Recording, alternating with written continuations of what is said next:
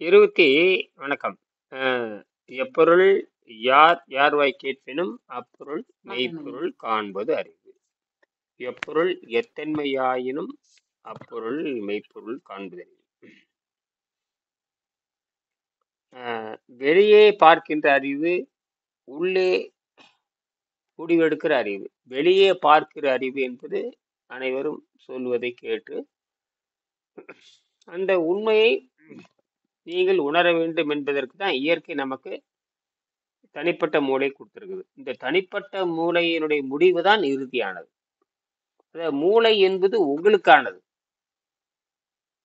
அது முடிவெடுக்கிறது உங்களுக்கானது. நீங்க என்ன பண்றீங்கன்னா, முடிவே எடுக்காத, எந்த இலக்கும் சொல்லாத உணவு பழக்கம் உடையவங்கிட்ட போய் மாட்டிக்கிறீங்க. அதாவது உணவு பழக்கத்துக்கு இலக்கு சொல்லணும், உணவுக்கு இலக்கு சொல்லணும். ஏன் உணவு கட்டுப்பாட்டுக்கு வரணும், இலக்க சொல்லணும். இப்ப எந்த இலக்கும் சொல்லாதவங்கிட்ட போய் நீ என்ன பண்ணிக்கிறீங்க? பரிகாரம் கேட்கறீங்க. பரிகாரத்தின் நோக்கம் என்ன? உன்னை ஆட்டையை போடுறதுதான். எந்த குழப்பம் தேவையில்லை. அதனாலதான் உங்களுக்கு விடுதலை கிடையாது. நான் போய் பார்த்தது, மனிதன் இந்த தவம் என்பது ஏற்கனவே சித்தர்கள் செய்தார்கள். அதை நாம் எப்படி பயன்படுத்தி கொள்ள வேண்டும், அதே மாதிரி இருக்கணுமா? இல்லை, அதை வைத்துக்கொண்டு வேற முடிவு எடுக்கிறது. ஒரு வெளிச்சம், சூரிய வெளிச்சம் வந்துச்சுன்னா நான் எப்படி வேணாலும் பயன்படுத்திக்குவேன். அது சூரிய வெளிச்சத்தை மின்சாரமா மாத்துவேன். சூரிய வெளிச்சத்தை வந்து விவசாயத்துக்கு பயன்படுத்துவேன். சூரிய வெளிச்சத்தை வந்து நான் துணிகாயத்துக்கு பயன்படுத்துறேன். சூரிய வெளிச்சம் கோடிக்கணக்கான வேலைகளுக்கு பயன்படுது. அந்த மாதிரி நாம் இந்த சித்தர்கள், யோகிகள், அவர்களுக்கு வந்து கருந்துளை பத்தி தெரியாது, இன்னொரு இடத்துக்கு போகணும்னு தெரியாது. ஏன்னா அந்த காலத்தில் என்ன தேவையோ அந்த அறிவியல் கண்டுபிடிச்சு கொடுத்தாங்க. அந்த அறிவியல் வைத்துக்கொண்டு நம்ம எப்படி மாத்தேன்னு அவங்க வந்து பரிணாமத்தோட தொடர்புடையவங்க. அதனாலதான் நம்ம அங்கிருந்து தொடங்க வேண்டியது இருக்கு. அவங்க பரிணாமத்தோட தொடர்புடையவங்க. பரிணாமத்தை புரிந்து கொண்டு தன் உடல் செயல்பாட்டை, வேதியியல் செயல்பாட்டை அமைதிப்படுத்துறாங்க. இப்ப வேதியியல் செயல்பாட்டை பாருங்க, வேதியியல் செயல்பாட்டை அமைதிப்படுத்துகின்ற பொழுது உண்மையான இயற்பியல்னா என்னான்னு புரியும். இப்ப நம்ம வந்து இயற்பியல் படிக்கிறாங்க, வேதியியல் படிக்கிறாங்க, உயிரியல் படிக்கிறாங்க. மூணுமே அணுவை அடிப்படை கொண்டதுதான். அணு இயக்கத்தை வைத்துக் கொண்டது இயற்பியல், வேதியியல், உயிரியல். இதை வச்சுதான் அவங்கள கண்டுபிடிப்போம். நாம வந்து அணுவை பற்றி அணுவை துளைத்து ஏழ்கடலை புகட்டி, குறுக தரித்த குரல், கடுகை துளைத்து ஏழ்கடலை புகட்டி குறுக தரித்த குரல், இப்படிலாம் எழுதியிருக்கோம். அப்ப நம்ம அணுவை பற்றி படிக்க வேண்டும். வள்ளுவர் சொல்றாரு, செயற்கை அறிந்து அக்கடைத்தும் இயற்கை அறிந்து செயல். செயற்கையை அறிந்து கடைசியாக இருந்தாலும், செயற்கை வாழ்வு வாழ்ந்து கடைசியாக இருந்தாலும், இயற்கை அறிந்து மேலே நடன்னு சொல்றாரு. அப்போ பரிணாம அறிவியல் அடிப்படையில் இவர்கள் சொன்னதை நாம் நம்ம வசதிக்காக இலக்கு நோக்கி பயணிக்கிறோம். விண்வெளி வாழ்க்கை, விண்வெளியில் போய் எப்படி குடியேறுவது.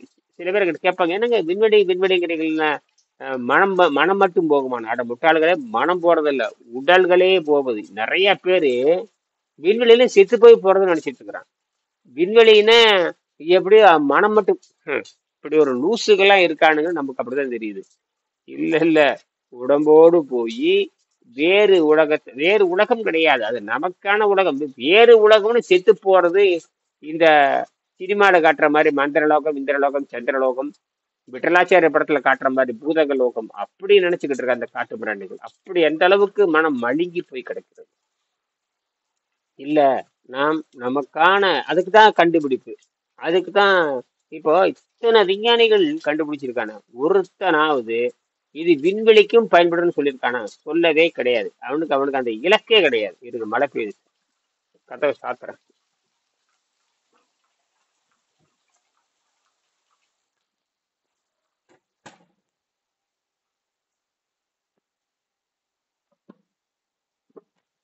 மழை பெய்யுது, பெரிய பெரிய துளியா உழுகுது.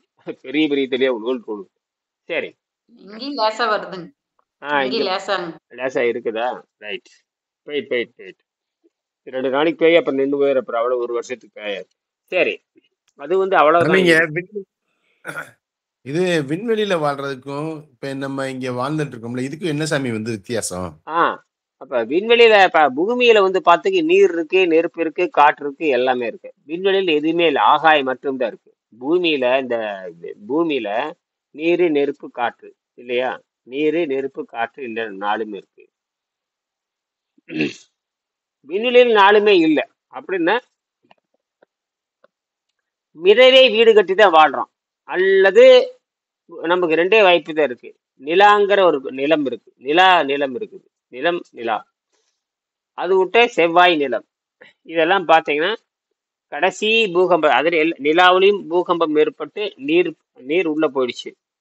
நீர் பிளந்து உள்ள போயிடுச்சு. துருவத்துல மட்டும் இப்ப தண்ணி இருக்குதுன்னு சொல்றீங்க. வட துருவம், தென் துருவம்.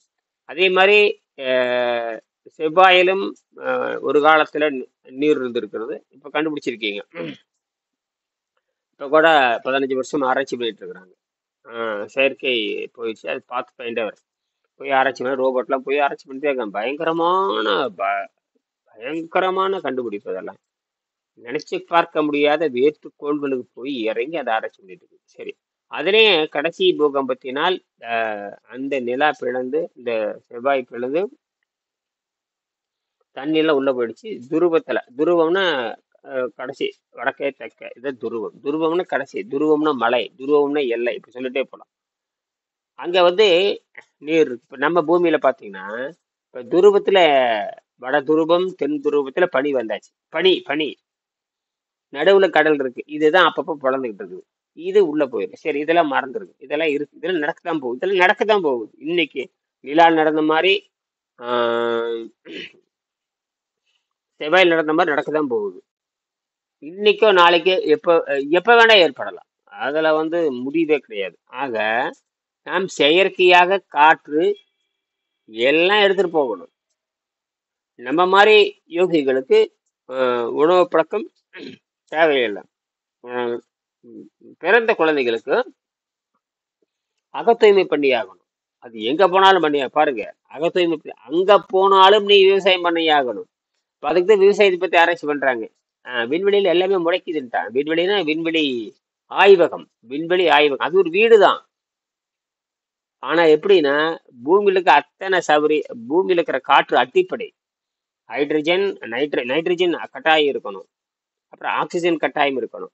ஆர்கான்கிற ஒரு வாயு கட்டாயம் இருக்கணும். கார்பன்கிற ஒரு வாயு கட்டாயம் இருக்கணும்.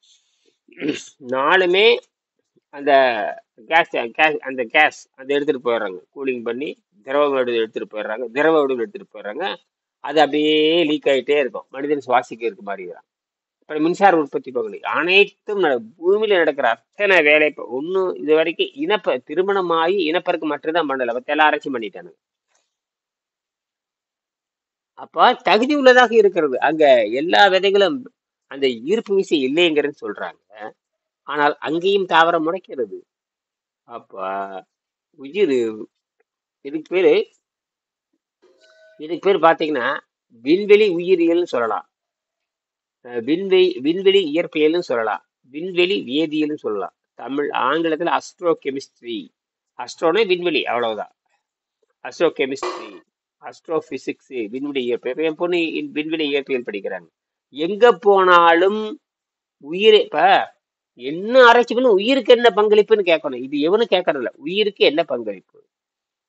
ஒரு விஞ்ஞானி இருக்கான்னு வச்சு, இதனால உயிருக்கு என்ன பங்களிப்பு? எப்படி மலிவா கொடுப்பீங்கப்பா? மனிதனுக்கு மலிவா கிடைக்கணுமுங்க. கல்வி இலவசமா கிடைக்கணும். அது செய்முறை கல்வி கிடைக்கணும். இவன் சொல்றது மதிப்பெண் கல்வி வச்சு இலவசமா கொடுக்குற மானகட்ட பழப்பு. இது அடிப்படையே தப்பு. இந்தியாவில் இருக்கிற மதிப்பெண் கல்வி முறை சிபிஎஸ் கல்வி முறையா இருந்தாலும் சரியே, அது நவோதயான்னு சொல்ற அந்த பள்ளிக்கூடம் எல்லாமே தியரி படிக்கிற அத்தனையுமே தவறு தவறு தவறு தவறு தவறு. செய்முறை கல்வியிலிருந்து வெளி போயாச்சு. வெளிநாட்டுல இப்ப செய்முறை கல்விதான் சொல்லுது. செய்முறை கல்விதான் இங்கே. நமக்கு இங்கே சம்பந்தமே கிடையாது. இரவு 7 மணி வரைக்கும் 8 மணி வரைக்கும் வகுப்பு நடக்குது. அதான் நேரம் கிளம்பம் கிடையாது. அங்கெல்லாம் வந்து அங்க செய்முறைக்கு தான் அங்க மரியாதை. அதனால வந்து எல்லாரும் ஆராய்ச்சியாளர். நம்ம 21 பேர் படிக்கிறாங்க. 21 பேர் அத்தனை பேர் வெளிநாட்டவர் தான் இருக்கட்டும். அத்தனை அவ்வளவு ஜெனியனா இருக்கு கல்லூரி எல்லாமே இருக்கு. அப்ப அங்க செய்முறை கல்விதான். இப்ப நம்ம இந்திய கல்வி முறை வந்து வெள்ளைக்காரன் உருவாக்கிய கல்வி முறை. இந்த சிஸ்டமே தப்பு. அவன் நமக்காக உற்பத்தி பண்ணல, நம்மளை அடிமைப்படுவதற்கும் வாயை மூடுவதற்காகவும், ஏதோ காசை போட்டோம்னா இவங்க காசுக்காக அலையிறான்னு சொல்லிவிட்டு காகித பணத்தை போட்டோம்னா வாய் திறக்க மாட்டாங்கிறதுக்காகவும் பண்ணிட்டு இருந்தான். அதனாலதான் நம்ம நாட்டுல ஆராய்ச்சியே இல்லை. நம்ம நாட்டுல ஆராய்ச்சி பண்றதுக்கான ஆய்வு முறை கிடையாது. அப்படியே சொன்னாலும் ஏத்துக்க போறது இல்லை. நீ என்ன படிச்ச? ஆராய்ச்சியாளன் கொடுக்குற கட்டுரை, கண்டுபிடிப்பாளன் கொடுக்குற கட்டுரையை படிச்சு பார்த்து அதுல நன்மை இருக்குமானால் கொண்டுட்டு வரணும். இப்ப நான் வந்து ஒரு கட்டுரை கொடுத்துருக்கேன், நம்ம கல்லூரியில கொடுத்துருக்கேன். அவங்க 2 மாசமா படிச்சுக்கிட்டு இருக்கிறாங்க. எந்த பதிலும் நான் அனுப்புற செய்திகளை பார்க்கிறாங்களே தவிர, நான் 5 கட்டுரை கொடுத்துருக்கேன். அல்லது ஒரு கட்டுரையாவது படிச்சு பார்த்து இன்னொன்னே கூடுதல் படலாம் அப்படின்னு சொல்றாரு. இப்படித்தான் அங்க இருக்குது. இதுதான் நம்ம நாட்டினுடைய அந்த இடைநிலை. ஏன்னா பொதுவாகவே சம்பளம் வாங்கிட்டா முடிஞ்சு போச்சு, அவ்வளவுதான். அத்தனை அப்படியே இவங்க படிப்பே சமயம். இங்க நாட்டுல படிப்புக்கு வந்து மதிப்பெண் வாங்கிட்டா முடிச்சு போச்சு, அவ்வளவுதான். மற்றபடிக்கு என்ன பண்ற ஏது பண்ற எதுவுமே அதனால நாடு முன்னேறாது. நம்ம நாட்டுல அறிவியல் கண்டுபிடிப்பு இல்லாத காரணம் இதுதான். இயற்கையாகவே சிந்திக்கிறது இல்லைங்க. மேலை நாட்டவர்களா வந்து எல்லாரும் சிந்திக்கிறாங்க. அதை வந்து ஆராய்ச்சி பண்றதுக்குன்னு ஒரு குழு இருக்கணும். இங்க டெவலப்பர்கள் தான் இருக்கிறாங்க. ஒருத்தன் வச்சதை காப்பி அடிச்சதை நிறைய பசங்க செய்யறாங்கல்ல, அத்தனையும் கண்டுபிடிப்பு கிடையாதுங்க, ஒட்ட வைக்கிறது. அதனாலதான் இந்த நாடு முன்னேறது இல்லை. அந்த குழந்தைகள் பண்றதுல தப்பு. அந்த பள்ளிக்கூடத்து குழந்தை இதை கண்டுபிடிச்சது. இப்ப பாத்தீங்கன்னா ஒரு அணு இந்த கல்வி திட்ட முறையில வந்து ஆராய்ச்சி பிரிவுன்னு ஒவ்வொரு இதுல யூனிவர்சிட்டிலயும் ஆரம்பிக்கலாம் சாமி. இருக்குது ஆராய்ச்சி பிரிவு. அதுக்கு பேர் R&D பேர். R&D, ரிசர்ச் அண்ட் டெவலப்மெண்ட் பேரு. அது அப்படியே கிடக்குதுங்க. ரிசர்ச் அண்ட் டெவலப்மெண்ட்னா ஆராய்ச்சியும் மேம்பாடு தான். ஆராய்ச்சியும் மேம்பாடும் தான் அர்த்தம். அதுக்கு ரிசர்ச் அண்ட் R&Dன்னு சொல்லுவாங்க. பெரிய பெரிய நிறுவனங்கள் கூட குறிப்பிட்ட தொகையை ஆராய்ச்சிக்கு ஒதுக்க வேண்டும் அரசாங்கம் சொல்லுது, அதெல்லாம் செய்யறதில்லை. நம்ம நிறைய மத்திய அரசு ஆதரவு கல்வி முறைக்கு வருவோம். என்ன கண்டுபிடிச்சிருக்காங்க இது வரைக்கும்? கோடிக்கணக்கான ப்ரொஃபஸர் இருக்கு, ஆயிரக்கணக்கான ப்ரொஃபஸர் இருக்காங்க. என்னடா கண்டுபிடிச்சிருக்காங்க? மக்களுக்கு மடிவா என்ன கண்டுபிடிச்சிருக்காங்கன்னா பதிலே இல்லை, காப்பி அடிக்கிற மாதிரி. ஒவ்வொரு யூனிவர்சிட்டிலையும் ஆரம்பிக்கிறாங்க. அது தனியா சென்ட்ரல் கவர்மெண்ட்ல இருக்க மாதிரி, மத்திய இதுல இருக்க மாதிரி மாநிலத்திலையும் ஒவ்வொரு யூனிவர்சிட்டிலையும் ஆரம்பிக்கலாமே. இருக்கு. ஆனா இப்ப நாங்க கூட இருக்கு. இப்ப அதுக்குதான் முதல்ல இருக்கு. இப்ப எனக்கு ஒண்ணும் இல்லைங்க. இப்ப நான் இப்ப ஒரு கட்டுரை கொடுக்குறேன்னு வச்சுக்கோங்க. கட்டுரை யார் வேணா கொடுக்கலாமா? எப்பொருள் யார் வேணாலும் கொடுக்கலாம். ஒரு அறிவியல் சார்ந்த கட்டுரை, அது அந்த அறிவியல் கட்டுரை படிப்பதற்கான தளம் இருக்கான்னு எனக்கு தெரிய மாட்டேங்குது. இப்போ உதாரணத்துக்கு இப்ப பல்கலைக்கழகம் நம்ம சென்னை அண்ணா யூனிவர்சிட்டி எடுத்துக்கோ, அவங்க தான் அறிவியல் துறையில் இருக்கிறாங்க முழுக்க. மற்றதுல சயின்ஸ், ஆர்ட்ஸ் அண்ட் சயின்ஸ், அவங்க இன்ஜினியரிங் வர்றாங்க. ஏன் அண்ணா யூனிவர்சிட்டி எல்லாம் போறாங்கன்னா மலிவா இருக்கிறது போறானுங்க, அங்க தரமா இருக்கிறது போறானுங்க. சரி, அங்க பொதுமக்கள் கண்டுபிடிச்சு அறிவியல் கட்டுரை, அறிவியல் இதழ்னு ஏதாவது வச்சிருக்காங்கன்னா தெரிய மாட்டேங்குது. அண்ணா யூனிவர்சிட்டியில அறிவியல் இதழ் இருக்குது. அண்ணா யூனிவர்சிட்டியில வந்து சயின்ஸ் மேகசின் அங்க அச்சடிக்கிறாங்க, அங்க கட்டுரை கொடுக்கலாம். இப்படி ஏதாவது இருக்கான்னா ஒரு தகவல் எனக்கு இல்லை. இருந்தா எனக்கு பார்த்து சொல்லுங்க. இல்லைன்னா அங்க இப்ப யாரு வேண்டாலும் அறிவியல் கட்டுரை அனுப்பலாம், இயற்பியல் கட்டுரை அனுப்பலாம், வேதியியல் கட்டுரை அனுப்பலாம், உங்கள் ஆராய்ச்சி அனுப்பலாம், நீங்க வந்து நெட்லயே அனுப்பலாம், அல்லது நேரடியாக தபால் அனுப்பலாம். இப்படி ஏதாவது இருக்கானா எனக்கு ஒண்ணுமே தெரிய மாட்டேங்குது. அறிவியல் இதழ்ல கட்டுரை வரணும். அறிவியல் இதழ் நிறைய வெளிநாட்டுல அறிவியல் இதழ் நிறைய இருக்குங்க. நேச்சர் இதழ் இருக்குது, ஸ்பிரிங்கர் நேச்சர், எக்கச்சக்கமானது இருக்கு. அமெரிக்கன் கெமிக்கல் சொசைட்டி, எக்கச்சக்கமா இருக்கு. இந்தியாவுல அறிவியல் இதழ் வெளிவருவதற்கான தளம் இருக்கான இல்லை, அல்லது இருக்கலாம், அல்லது எனக்கு தெரியாமல் இருக்கலாம். ஒரு தெரியும், சினிமா வர்ற மாதிரி தெரியும். இப்ப எதை பார்த்தாலும் சினிமா வருது, எடுப்பிடுப்பு ஆட்டுறத இப்படித்தான் வருதே தவிர கண்டுபிடிப்பாளர்கள் எங்க? நான் வந்து இண்டிபெண்டன்ட் ரிசர்ச்சர், சுய கண்டுபிடிப்பாளன். நான் கண்டுபிடிக்கிறதையும் என்னுடைய முதல்ல தத்துவத்தை கொடுக்கணும், அப்புறம் புரோட்டோடைப் கொடுக்கணும். புரோட்டோடைப்பினுடைய தத்துவத்தை கொடுக்கணும். புரோட்டோடைப் எப்படி செய்யறது, அது என்ன இருக்குது, என்ன நன்மை, கீழே கடைசியா எழுதுவாங்க இது என்ன நன்மை, எவ்வளவு மலிவு, இப்படி எல்லாம் சொல்றோம் இல்லையா. எப்படி ஒரு தலைமை இருக்கான்னு எனக்கு தெரிய மாட்டேங்குது.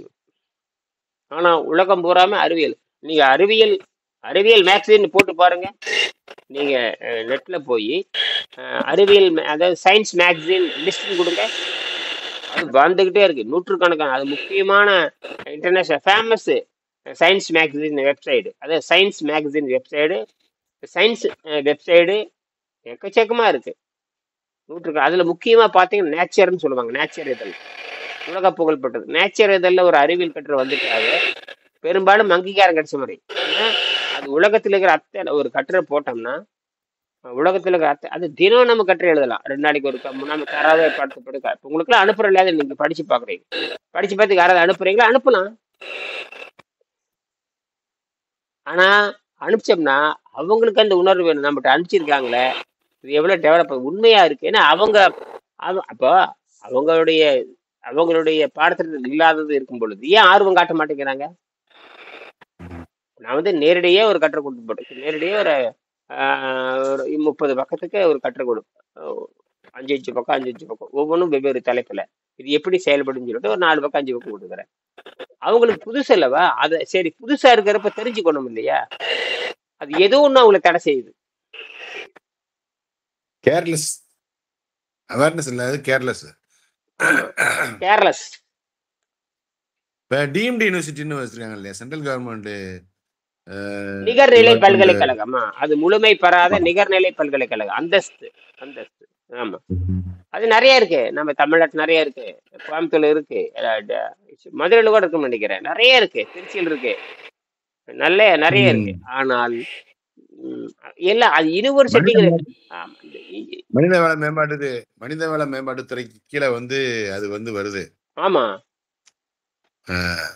அப்ப சென்ட்ரல் கவர்மெண்ட் இதுதானே, அது வந்து இது வந்து அப்ரூவ்டு தானே.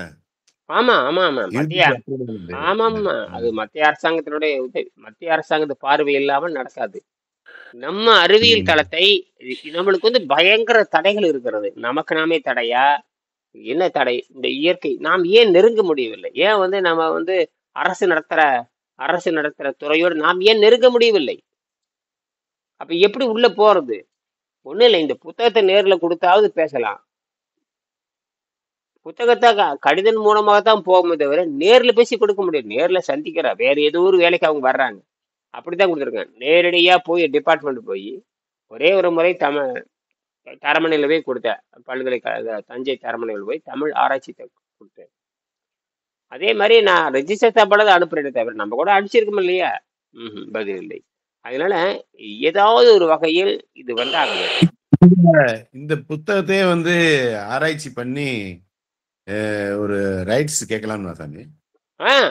இந்த புத்தகத்துக்கே வந்து அப்ரூவ்டு ஒரு கவர்மெண்ட் அப்ரூவ்டு சீல் வாங்கலாம் இந்த புத்தகத்துக்கே பண்ணலாம். ஆமா, நம்ம முயற்சி எடுக்கலாம். நீங்க இது விளக்கம் சொல்றதுக்கு நீங்க இருக்கீங்க. ஆமா, நான் விளக்கம் சொல்றேன். நீங்க விளக்கம் சொல்றதுக்கு இருக்கிறேன். அப்ப இதே வந்து ஒரு ஆய்வு பண்ணி கொடுங்கன்னு சொல்லலாமே, கேட்கலாம். நிச்சயமா கேட்கலாம். அது மட்டுமல்ல, இது வந்து 25 வருஷம் ஆச்சு. இதை சிபாரிசு பண்ற யாருன்னு தொழிலதிபர் சிபாரிசு பண்றாரு. இது எத்தனை காப்பி வித்திருக்குது, அந்த விஜய பதிப்பில் கேட்டா தெரிஞ்சு போயிடும். அப்ப இத்தனை காப்பி வித்திருந்தா இத்தனை பேருக்கு 1000 காப்பி வித்திருந்தா 1000 பேருக்கு போயிருக்குன்னு அர்த்தம். அப்ப 20,000 காப்பி போயிருக்குதுனாவே 20,000 பேர் வாங்கியிருக்காங்கன்னு அர்த்தம். அதுவே பெரிய வெற்றி. இது ஏன் அரசாங்கத்துக்கு விஜய பதிப்பகத்துல வந்து நம்ம எவ்வளவு வித்திருக்கீங்கன்னு சொல்லி கேட்டுட்டு அது சம்பந்தமா ஏதாவது நடவடிக்கை எடுக்கலாமா? நிச்சயமா எடுக்கலாம். நான் அரசாங்கத்துல செயல்பட்டு அத வந்து நாங்களே இதை ஃபாலோ பண்றோம், இதுல ஏதோ பெனிஃபிட்ஸ் இருக்க மாதிரி தெரியுது, நம்ம பார்சலி தானே பண்ணிட்டு இருக்கிறோம், நாங்க இதெல்லாம் இருந்துட்டு இருக்கிறோம், இது சம்பந்தமா ஆய்வு செஞ்சு எங்களுக்கு நீங்க அறிக்கை கொடுங்க அப்படின்னு கூட கேட்கலாமே. தாராளமா கேட்கலாம். விஜய பதிப்பகத்துல ஆள் இருக்காங்களா தம்பி? அந்த நம்மளே கேட்கலாம். நீங்களே நேர்ல, நான் பலமுறை நேர்ல கேட்டிருக்கேன், நீங்களே போன் அடிச்சு கேட்கலாம். நம்பர் இருக்கு பாருங்க. எழுத்துப்பூர்வமா தானே, எதுவா இருந்தாலும் எழுத்துப்பூர்வமா வேணும். ஆமா, எழுத்துப்பூர்வமா கொடுங்க சொல்லணும், எழுத்துப்பூர்வமா கொடுங்கன்னு சொல்லலாம். நான் இந்த மாதிரி நாங்க அரசாங்கத்துக்கு வந்து கோரிக்கை வைக்க போறோம், தாராளமா நீங்க கேட்கலாம். பாருங்க விஜயபதி நம்பர் இருக்கு, அதுல கேட்கலாம். கோயம்புத்தூர் அதே நம்பர் அதே அடிச்சு கேட்டே சொல்லிடுவாங்க. முதலாளிட்டையும் பேசலாம். அவங்க சாதாரண பிரிண்ட் அடிக்கிறவங்க தானே, அவங்ககிட்ட பேசலாம். அதே போல அரசாங்கம் பார்த்து தான் இது வந்து அரசாங்கம் பார்த்து ஏதாவது செஞ்சா தான் அரசாங்கத்தை கோரிக்கை வைக்கலாம். இந்த மாதிரி புத்தக நடமை நாங்கள் பயிற்சி பண்ணிட்டு இருக்கிறோம், இத்தனை பேர் வீடியோ பண்ணிட்டு இருக்காரு, இந்த மாதிரி வெங்கடேசன் கண்டுபிடிச்சாரு, இனியன்கிற வந்து இந்த மாதிரி பயிற்சி பண்ணி அவர் இந்த உணவு பழக்கத்தை மாற்றி அமைத்து இந்த சராசரி உணவு பழக்கத்தை விட்டுட்டு இந்த மாதிரி சொல்லக்கூடிய உணவு பழக்கத்தை பின்பற்றி வாழ்றாங்க, இயற்கை மாதிரி வாழ்றாங்க அப்படின்னு அது கோரிக்கை பரிணாம அறிவியல் அடிப்படையில் என்ன சொல்றாரோ சும்மா ஒரு 2 பக்கத்துக்கு வச்சு நாம முயற்சி பண்ணலாம், ஒரு இன்டிமேஷன் கொடுக்கலாம். என்னன்னா அரசாங்கம் கண்டுக்கவே கண்டு செருப்படி போட்டத்தான் நடக்கும். மனு கொடுக்கலாம், தாராளமா கொடுத்தோம்னா. இது வந்து எந்த டிபார்ட்மெண்ட்ல வரும்? கல்வி கவர்மெண்ட் டிபார்ட்மெண்ட் எதுல வரும்? கல்வி கல்வி கல்வி கல்வித்துறை கல்வித்துறை கல்வியில தான் வரும். இது ஹையர் எஜுகேஷன்ல வரும் இல்லையா? உயர்கல்வித்துறையில வரும். ஆமா வரும் வரும், 2 இருக்குது. ஆமா, நான் ஏற்கனவே 15 வருஷத்துக்கு முன்னாடி கடிதம் எழுதியிருக்கேன், இந்த சேலுக்கு போட்டிருக்கேன். அவங்க வந்து உங்களுடைய கோரிக்கை கல்வித்துறைக்கு பரிந்துரைக்கப்பட்டது ஒரு கடிதம் கூட எனக்கு கொடுத்தாங்க. அப்ப வந்து கருணாநிதி அவர்கள் வந்து முதல்வராக இருந்த பொழுது கொடுத்திருக்கிறார். அந்த கடித நகல் கூட எங்கிட்ட இருக்குது. கடித நகல் கூட உங்களுடைய கோரிக்கை பரிந்துரைக்கப்பட்டது, உங்களுக்கு கோரிக்கை பரிந்துரைக்கப்பட்டது. இது வந்து போடுவாங்க. அதுக்கப்புறம் அது ஹவுசிங்க்கு அனுப்பியிருக்காங்க இல்லையா? ஆமா, அந்த இதுக்கு இப்ப என்ன இதுக்கு வர மாட்டேங்குது. உயர்கல்வித்துறைக்கு வந்து அனுப்பப்பட்டதுன்னு ஒரு இது கொடுத்துருப்பாங்க, எனக்கு கார்டு அனுப்புங்க, அந்த இது அனுப்பியிருப்பாங்க. அந்த உங்களுக்கு இருக்கு மறுபடியும் அதை வச்சு பேஸ் பண்ணி மறுபடியும் ஒரு லெட்டர் டிராப் பண்ணலாம். நாங்களும் டிராப் பண்ணி தரேன். என்கிட்ட இருக்கு, வேணா அனுப்புறேன். அது எங்கேயும் இருக்கு, 15 வருஷத்துக்கு முன்னாடி. நீங்க ஒரு மனு கொடுங்க, நீங்க ஒரு மனு கொடுங்க, நானும் ஒரு மனு கொடுக்குறேன். கொடுத்து இது வந்து ஆய்வு செஞ்சு அறிக்கை கொடுங்க நீங்க அப்படின்னு. நீங்க வந்து இதுக்கு வந்து உடல் அளவுல, மனித உடல் அளவுல ஆய்வு செய்யறதுக்கு இவருக்கு வாய்ப்பு கொடுங்க, எங்க குருநாதருக்கு வந்து நீங்க வாய்ப்பு கொடுங்க அப்படின்னு சொல்லி நாம வந்து கேட்கலாம். கேட்கிறப்போ அவங்க அதுக்கு தகுந்த மாதிரி ஒரு இது பண்ணலாம். சரிங்க, பண்ணலாம் பண்ணலாம். இதைத்தான் நம்ம பண்ண வேண்டியது. இதைத்தான் நம்ம பண்ணல, அவங்க அது தேடி பார்த்து நான் எடுத்துறேன். பொறுமையா தேடி பார்த்து. அப்படி இல்லைன்னா கூட ஒன்றும் பிரச்சனை இல்லை, நம்ம மனு மறுபடியும் திரும்ப கொடுத்துக்கலாம். ஆமா ஆமா, ஒரு அதுல கூட மென்ஷன் பண்ணலாம். ஏற்கனவே நான் 15 வருஷம் முயற்சி பண்றேன், அரசாங்கம் வந்து ஆவணம் செய்வதாக சொல்லிச்சு, உறுதி அளிச்சது, அதெல்லாம் எந்த பதிலும் இல்லை, அதெல்லாம் இருக்கு. சரிங்க, என்ன பண்ணுவோம். சரி, இந்த இதை மட்டும் ஒரு 5 நிமிஷம் பேசி முடிச்சுக்கலாம். அப்புறமேடி 6 மணிக்கு வேணும் வரும் பேசலாம். திருக்குறளின் சில முக்கியமான பகுதிகளின் சுருக்கமும் அதை ஒட்டிய சில சிந்தனைகளும். 23 எடுங்க. 23 155 155 23 தலைப்பு பாடம் 23 திருக்குறளின் சில முக்கிய பகுதிகளின் சுருக்கமும் அதை ஒட்டிய சில சிந்தனைகளும். பகுதி 2. இப்பகுதியில் செல்வம் சேர்ப்பது பற்றிய குறள் கூறும் செய்திகளை ஆராய்வோம். நல்லவை எல்லாம் தீயவாம், நல்லவையெல்லாம் தீயவாம், தீயவும் நல்லவாம் செல்வம் செயற்கே. அதாவது நல்லவை போல் தீயவை, தீயவை போல் நல்லவை. இப்ப தீமை மாதிரி இருந்து நல்லது செய்யும், நல்லது மாதிரி இருந்து தீமை செய்யும். இப்போ ஒரு பொருளுக்கு 2 வடிவம் இருக்குன்னு தெரிஞ்சு போச்சு. அதுதான் இவர் சொல்றாரு. அப்ப தீமை மாதிரி, இப்ப நம்ம உடம்பு கெட்டு போகுது, அதை சுத்தம் பண்றது நல்லதா மாறுது. இத வந்து அரசுக்கோ சமூகத்துக்கோ தெரியணும். அரசுக்கு சமூகத்துக்கு தெரியல அப்படின்னா நம்ம சொல்லிட்டே தான் இருப்போம். நமக்கு இன்னைக்கு ஊடகம் வந்துருச்சு, நினைச்சா யார்கிட்ட வேணா பேச முடியும், நினைச்சா அந்த அளவுக்கு நம்ம வசதி இருக்குது. ஆனால் நம்ம சரியான புள்ளியை கண்டுபிடிச்சிட்டு அந்த புள்ளி, இப்ப நீங்க சொல்ற மாதிரி சரியான புள்ளி, நான் எல்லாம் முயற்சி பண்ணியிருக்கேன், ஆனால் வெற்றி பெறவே இல்லை. இன்னும் பண்ணலாம், நிறைய பண்ணலாம். நம்ம வாய்ப்பு இருக்கு, நமக்கு ஆரோக்கியம் ஒண்ணு இருக்கு இல்லைங்க. நமக்கு வந்து 100 ஆண்டு வாழ போற ஆரோக்கியம் இருக்கு. இப்பதான் எனக்கு 65 வயசு. தொடர்ச்சியான ஆர்வம் தான் வெற்றி கொடுக்கும். அப்ப எனக்கு வந்து 65 ஆச்சா கூட இன்னும் நான் 35 வருஷம் முயற்சி பண்ணலாம். ஏன்னா யாராலதான் என்ன மக்களுக்கு தெரியப்படுத்த வேணுங்க. அரசாங்கத்துக்கு கடமை என்ன? மக்கள் என்ன சொல்லுகிறார்களோ அதை ஆராய்ச்சி பண்ணி மக்களுக்கு நன்மை இருக்குமானால் குருகுல கல்வியா, செய்முறை கல்வியா, இயற்கை உணவா, இப்போ எல்லாத்துலேயும் வரும். இயற்கை உணவுல வரும், செய்முறையில் வரும். இயற்கை உணவு இப்போ இன்னைக்கு நேச்சுரபிளில் வருதே இல்லையே, நேச்சுரபிளில் வருது. இது நேச்சுரபிளில் வந்து எல்லாமே இருக்கு. இயற்கை உணவு, காய்கறி, கீரைகள், பழங்கள், பல உணவுகள். நேச்சுரபிள்னாவும் இயற்கை உணவை பின்பற்றி வாழ்ற மாதிரி இது இயற்கை ஆற்றலை பின்பற்றி வாழுதல். உணவு பழக்கத்தை விட்டுடு அந்த அந்த புரிய வைக்கிறதுக்கு, எளிமைப்படுத்துறதுக்கு ஒரு ஒரு கொஞ்ச நேரம் எடுத்துக்கும், அவ்வளவுதான். இப்போ ஒன்றும் இல்லை. நம்ம அந்த வடக்கிட்ட பேசுறப்ப ஆரம்பத்துக்கு தடுமாற்றம் இருந்தது. தடுமாற்றம் எல்லாத்துக்கும் வரும். என்ன சொல்ல வரான்னு புரிஞ்சுக்கிறதுக்கு 5 நிமிஷம் ஆகும். என்னது? அறிவை பயன்படுத்தணும். என்ன சொல்ல அப்புறம் போக உணவு பழக்கத்தை பத்தி பேசுறப்ப அவரு அந்த அந்த வேகம் குறைஞ்சு, ஓ இதுதான் விஷயம். நான் சொன்னேன், இது ஒன்றும் பெரிய விஷயமே இல்லை. என்னோட உடம்பு எப்படி இருக்கு, என்ன இருக்கு. இந்த 1 மணி நேரத்துல அவர்கிட்ட பேசும்போது பல செய்திகள் பேசியிருப்போம். அவரு இன்னைக்கு கற்பனை பண்ணணும், பார்க்கலாம். அதையும் பண்ண நம்ம 2-3 வழியில் நமக்கு அதாவது நல்ல விஷயத்தை எந்தெந்த வழியில பேச முடியும் அந்தந்த வழியில பேசலாம். சரி, முயற்சி பண்ணலாம். நீங்க நான் பண்றேன். சரி, ஆனா ஒண்ணுங்க, பலவியத்தினுடைய கூட்டு முயற்சியில தான் இது நடக்குதுன்னு தெரிஞ்சு போச்சு. அதனாலதான் வெங்கடேஷ் என்ன சொல்றாருன்னா, இந்த கூட்டு முயற்சியில தான் வரும்.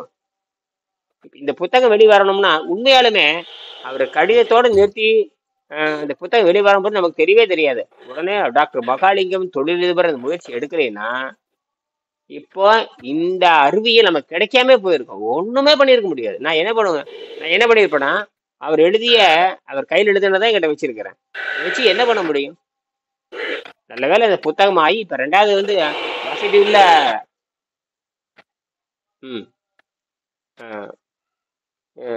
ரெண்டாவது வந்து நம்ம விஜயா பதிப்பகம் பெரிய நிறுவனம், அது இதுக்காகவே தொழில் பண்ணுறேன்.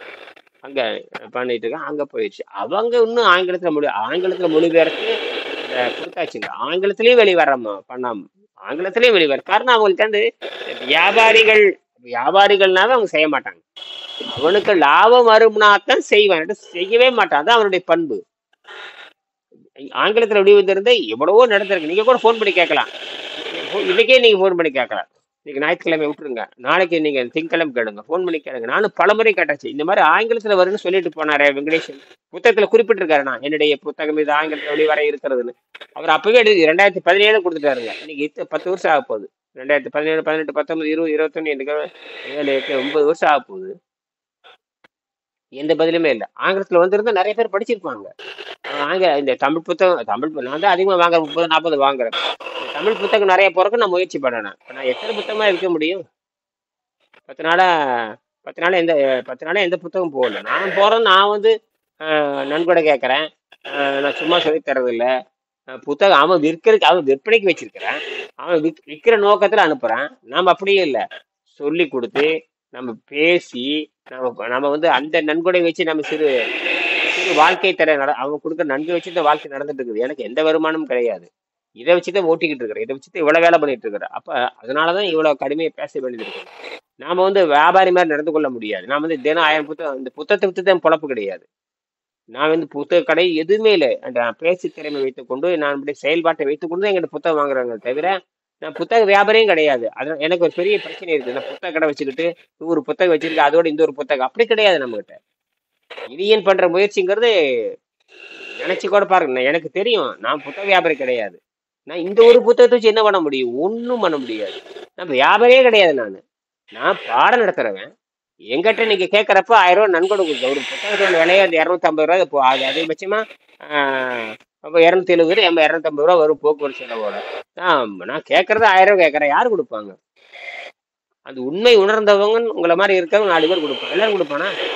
கொடுக்க மாட்டான். ஓசில படிச்சுட்டு போறவங்க இருக்கிறான். ஓசில படிச்சுட்டு புத்தகத்தை வாங்கி புத்தகத்தை வாங்கி கடையில படிச்சுக்கிட்டு பயிற்சி செய்யறவங்க எத்தனை பேர் இருக்கிறாங்க. அவங்கள எனக்கு யாரும் எதுவுமே செய்யறது. நன்மை அடைஞ்சிட்டோம், நன்கு அடைஞ்சு நான் கொடுக்குறப்ப புத்தகம் மட்டும் இல்ல, எப்படி செய்யறதுன்னு வேற போட்டிருக்கேன் இல்லையா? ஒருத்தர் சிலர் வந்து நன்மை அடைஞ்சேன் அப்படின்னு போட்டு சொல்லி முடிச்சுருக்காங்க. இவர் சிலர் தான் வந்து யாரோ ஒருத்தர் தான் என்ன நன்மை அடைஞ்சு நண்பர் கொடுத்தவங்களா இருக்கு. அது அந்த மாதிரி ஆச்சரியமா இருக்கு. அப்படி கொடுத்தவங்க சங்கர். ஐயா இந்த மாதிரி எல்லா நோயும் போயிடுச்சுங்கன்னு சொல்லிட்டு நன்கொடை கொடுத்தவங்களா இருக்காங்க. இப்ப அது மாசம் மாசம் தொடர்ந்து நன்கொடை கொடுக்குற மாதிரி அவர் வந்திருக்காரு. எத்தனை நாளைக்கு நடக்க அந்த மனசு மாறிச்சுன்னா எல்லாம் நின்று போயிடும். என்னதான் பண்ணாலும் மனசு மாறிட்டா நல்லது நடக்கவே நடக்காது. அந்த உறுதியா நிக்கிறது இன்னும் எனக்கு நம்ம எதிர்பார்க்க கூடாது. ஆஹ் நம்ம எதிர்பார்க்க கூடாது. ரைட்டு எவ்வ- வந்தா ரைட்டு. ஆமா. ஆனா பயங்கரமான சோதனை தாங்க ஐயா, பயங்கர சோதனை தான். அப்படியே இந்த சோதனையெல்லாம் தாக்கு பிடிச்சு நிக்கிறனாலதான் நிக்கிறேன். ஐயோ பயங்கர சோதனை.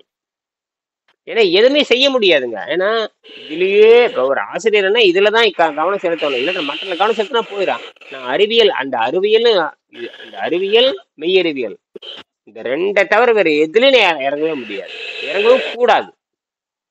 அது அது அந்த முடிய அரசாங்கம் வந்து அதாவது அரசாங்கம் வந்து என்னன்னா உங்களை மாதிரி இருக்கவங்கள வந்து என்ன செய்யணும்னா அவங்களே வந்து கௌரவ தொகை ஒரு கானரபிள் ஒரு போஸ்டிங் மாதிரி கொடுத்து உங்களுக்குன்னு ஒரு தொகையை வந்து கொடுக்கணும்.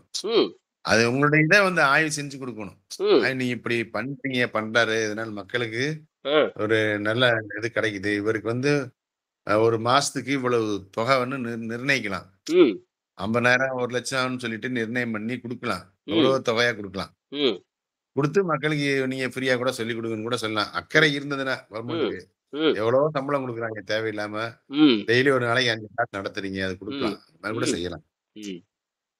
அதே இந்த கோரிக்கையில வைக்கலாம். நம்ம கோரிக்கை இந்த மாதிரி நடந்துகிட்டு இருக்குது, இது ஏன் நீங்க வைக்க முடியாது, நாங்க வைக்கலாம். பொதுமக்கள் அப்படி வைக்கலாம். பொதுமக்கள் பயன்பெற்றவங்க நீங்களே கருது பயன்பெற்றவங்க இருக்காங்க பாருங்க, பயன்படுத்தவங்கள ஒரு ரிஜிஸ்டர் தவிர அனுப்பலாம்.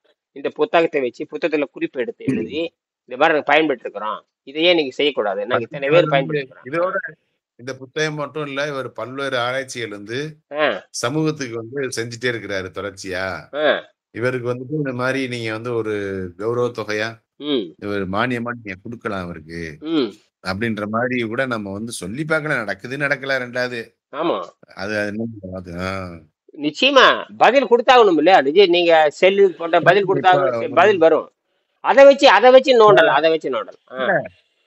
என்னன்னா இந்த எல்லாமே அண்டத்துல இருக்கதான் பிண்டத்துல வந்து இருக்குன்னு சொல்றாங்க. இந்த அண்டத்துல வந்து எப்படி வந்து நடக்குதுன்னா, அண்டத்துல நம்ம எண்ணங்கள் மூலியமா தான் போய் அண்டத்துல முட்டுறதுனால அது வந்து ரிஃப்ளெக்ட் ஆகி இந்த பிண்டம் மூலியமா செயலாகுது. அதே மாதிரி நீங்க செய்யக்கூடிய செயல் நியாயமா இருக்கிறப்போ, இதே நம்ம அந்த வார்த்தையெல்லாம் நம்ம சொல்றப்போ இந்த விஷயம் வந்து அண்டத்துல போகும். அண்டத்துல போன உடனே அது பிண்ட வடிவா வந்து இன்னைக்கு இல்லைன்னா என்னைக்குனாலும் ஒரு நாளைக்கு செயலாக்கம் வந்து வரும். இப்போ அரவிந்தர் அண்ணன் என்ன சொல்றாங்கன்னா,